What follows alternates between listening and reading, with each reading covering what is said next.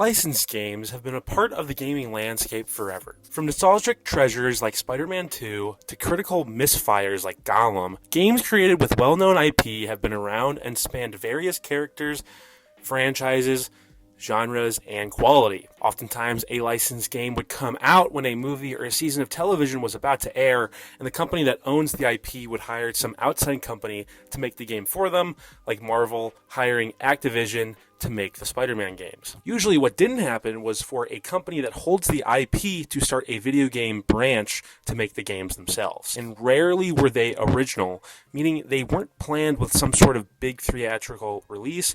But that's exactly what Disney did with Disney Interactive Studios around 2010. That year, Disney announced a bevy of games: Epic Mickey, Guilty Party, Pirates of the Caribbean, Armada of the Damned, and Tron Evolution, which would all be developed either at the studio or at another studio under the umbrella. Disney Infinity would come just a few years later, but by 2016 the studio went defunct, and Disney would go back to the practice of handing out their IP to other studios and companies. So what went wrong? Were these games any good? Did they deserve better? That's what we're going to find out today as we take a look at this big effort by Disney to make their own story-centered games. Firstly, I want to talk about the games that did come out: Tron Evolution, Guilty Party, and Epic Mickey. Let's start with Tron Evolution first. Everyone who has seen my content knows at this point how big of a fan of Tron Legacy I am, and when this came out around the time of the movie, I was hyped. The only issue was I did not have a system to play it on. I could only watch reviews and gameplay videos of it. Needless to say, the general public did not seem impressed. Reviews were pretty mid across the board,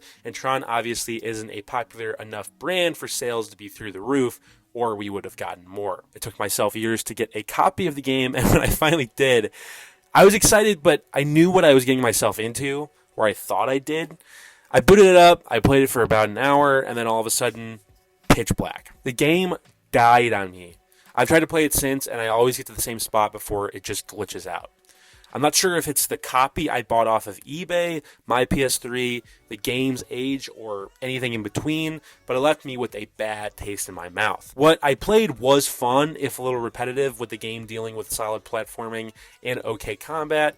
I liked the graphics, I liked the world, but sadly, I just couldn't get far enough to have a bigger opinion on this one. Certainly a failure critically and commercially, it seems to be. This whole video was created out of my weird nostalgia for Guilty Party, I want to admit. I don't know why, but I was inexplicably excited for this game. It's basically just Clue, but on the Wii, but something about the way the game was presented to me just made me excited. I remember going to GameStop, buying the game, going home, and finishing the game all in one day. I don't think I've ever replayed the game, but I had fond memories.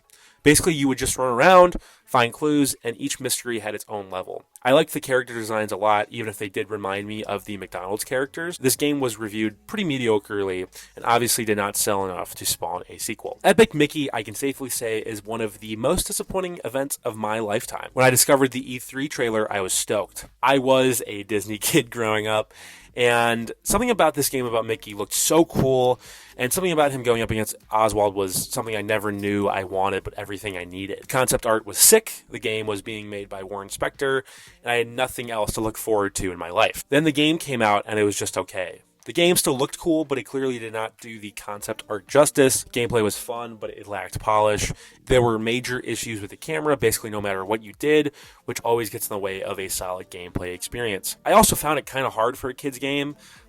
I never finished it. It's just one of those games that you wish either had more time in the oven or could literally just start over and stick closer to the concept art, but alas, we got an okay game at best. This one did okay critically, with many critics wanting more, and it did well commercially, enough to get a sequel that effectively killed the franchise. Last but not least, Pirates of the Caribbean, Armada of the Damned. This is one that never came out, because just as soon as it was announced, the thing was canceled. When the trailer dropped, people were buzzing about it. An original game, not based on the Pirates movies, in a genre that at that point had not really been touched. Mind you, Black Flag was a few years away, so no one really had made a mainstream, tight, solid AAA pirate adventure like that before this one was supposed to come out. But this one, oddly enough, owes its cancellation to Tron Evolution. Essentially, Propaganda Games, the studio behind this, was sent over to work on Tron, And when that didn't work out, the whole studio was laid off, leaving no one and no money left to make Pirates. This is disappointing as well because at the time, Pirates was one of the biggest franchises in the world, and people wanted as much as they could get. This one didn't even give them a gameplay trailer, let alone a game. This was the last of the games Disney had announced by 2010, and they would shutter Disney Interactive Studios not long after Epic Mickey 2. Now they mostly just pawn off their IP to other studios, like Insomniac making Spider-Man in EA,